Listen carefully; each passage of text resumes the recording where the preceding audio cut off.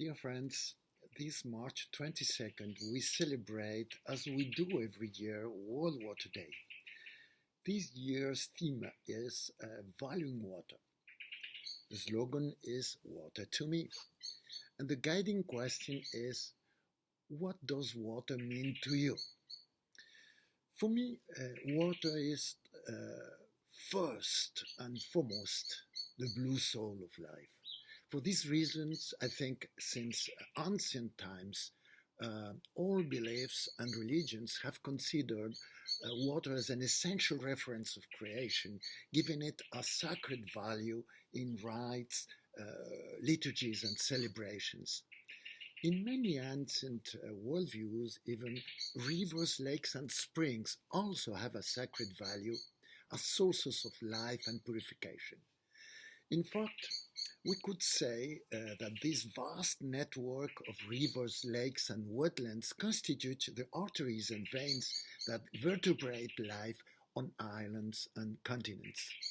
However, through ignorance, irresponsibility, and often greed, we pollute and destroy these rivers, lakes, and wetlands on which life in general, and in particular the health of our own communities and societies depend.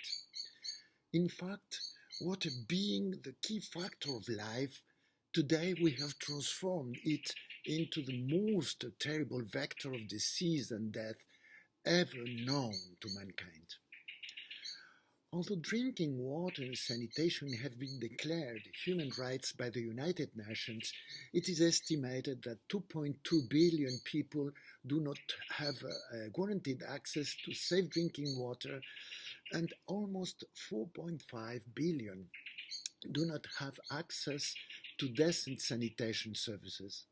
And as a result, an estimated 2 million people die each year, most of them children under the age of 5, not to mention the millions of people who are gradually being poisoned by heavy metals, pesticides, and other toxins that are increasingly polluting our rivers, lakes, and aquifers.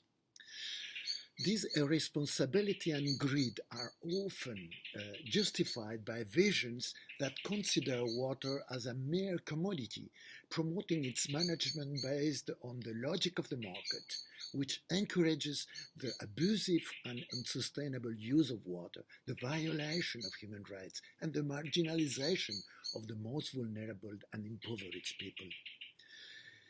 In the context of this World Water Day, and following the call of the United Nations, I propose to reflect on the ethical principles that should govern water management. From my point of view, unlike other natural resources, such as wood, for example, what is important about water is not properly its materiality, H2O, but its multiplicity of functions and the diversity of values at stake, located in very different ethical ranges. How can we compare, for example, the value of the water needed for that vital and essential minimum necessary for a dignified life as a human right with the value of the water needed to fill a swimming pool? That is why I propose to distinguish water for life linked to the space of human rights, water in activities and services of public interest, water for economic development, and even water as a crime in illegitimate activities. In all cases, we are talking about water, but at very different ethical levels and management criteria that must be governed, from my point of view, by the priority of water for life. Finally, within the framework of this global call by the United Nations, I would like to propose that you initiate a joint interreligious reflection on the profound ethical value that different religious beliefs and visions attach to water. A reflection that we can all do together on a specific day, accompanied by the celebrations that are considered appropriate with the rites that from the different faiths and traditions express the value of water as the blue soul of life. Thank you very much.